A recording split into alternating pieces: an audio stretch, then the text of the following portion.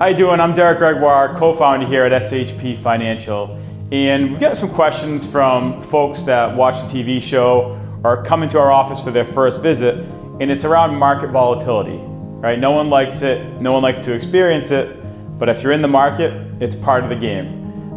So if you've been with us and you know our philosophy, you know that we're okay as retirement nears, or if you're in retirement, we're okay giving away some of that upside if we know it means eliminating some of that downside risk, right?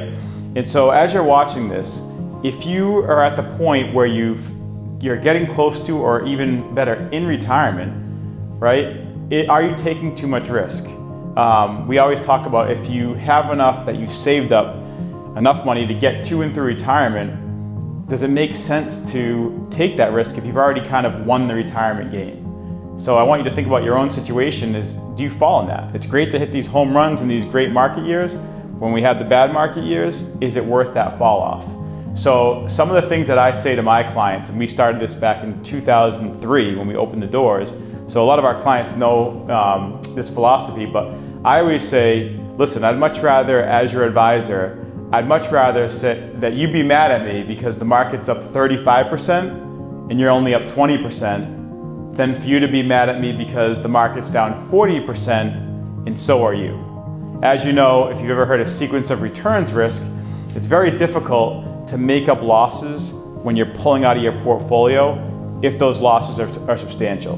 So I'm not gonna have time to get into that, but I do have a model or an example I wanted to show you that we've used for years that highlights kind of what our investment philosophy is with many of our clients here at SHP Financial.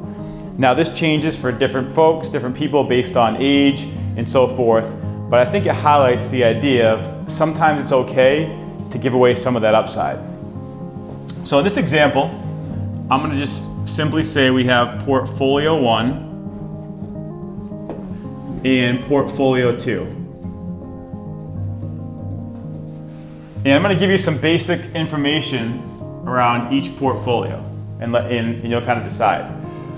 Let's say both of them have $1 million. And let's say both have an average return of 10% per year. And let's just call this the S&P 500 because everyone knows the S&P. Let's call this XYZ model portfolio. And let's say the fee, you can buy an S&P 500 index fund for less than 0.1%. And let's say the fee over here is 1%. So if this is all the information I gave you and I say, what portfolio would you rather be in? You can put $1 million in each. You can average 10% per year in both of them. This one has a lower cost and it's the S&P 500. This is an XYZ model portfolio. Most people say, if they didn't know I was trying to trick them, that I'm gonna go portfolio 1. But when we put math and money together, it's kind of funny how things work out. So this isn't the actual S&P. I'm gonna exaggerate this so you get an idea. But let's take it through a 2-year scenario. Let's say year 1, portfolio 1, is up 60%. Record-breaking year, unbelievable year.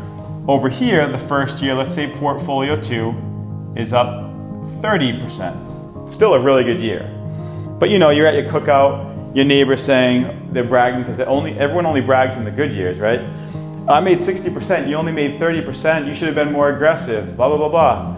But let's take it to a second year. As we're using this example, let's say the second year, because you have this much upside, you have a lot of downside, 40%. So this scenario, think about that wide range of outcomes in your portfolio. You can make 60 but lose 40, right? Over here, year 2, let's say that was a negative 10% return. Still not a good return, right? Still not a good return, but basically you still have much less loss than what you experienced in portfolio 1. And when you do the math, right, over 2 years, the total return, 60 minus 40 is 20%. Over 2 years, what's that return? 20 divided by 2.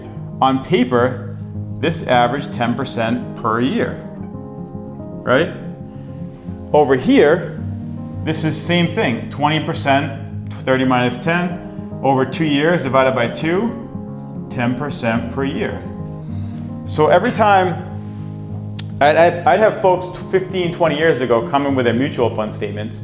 It would say they averaged a positive return and their accounts would be negative and they couldn't figure it out. And it was, even coming out of finance school, it was confusing to me as well.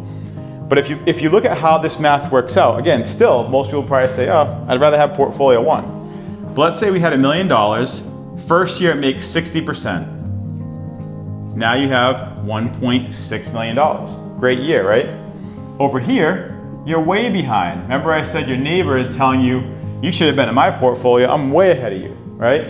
However, because this one has a wide variety of outcomes, this one has a smaller variety of outcomes, right? You're tightening the ups and downs. In a down market, if you lost 40% on 1.6 million, you can check my math, but that's a $640,000 loss, resulting, you average 10% per year and you lost 40,000. Just think about that, right? Over here, you still lost 10% on 1.3 million. That's a $130,000 loss. After the second year, you have $1,170,000. A difference of over $200,000, averaging, in essence, the same return mathematically. And so, as you're looking at your portfolio, as you're looking at where you are, one of the things we highly recommend is to get a risk analysis on your portfolio. So what that means is, for example, our clients know this, if no risk is a 1 and the highest risk possible in one stock is a 99, let's say this portfolio is a 74 risk score and this is a 40 risk score. And again, I'm just making this up, giving you an example.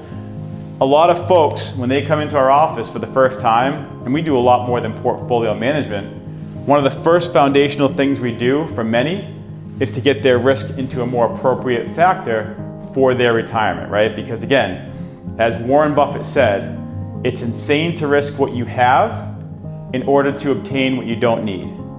Meaning, if you have enough money, if you've saved enough, if I'm your advisor and you're needing your portfolio to live on and you're getting close to it in retirement, I'm gonna recommend we take some of the upside away, which I know a lot of people don't like. However, by doing so, we're reducing the downside.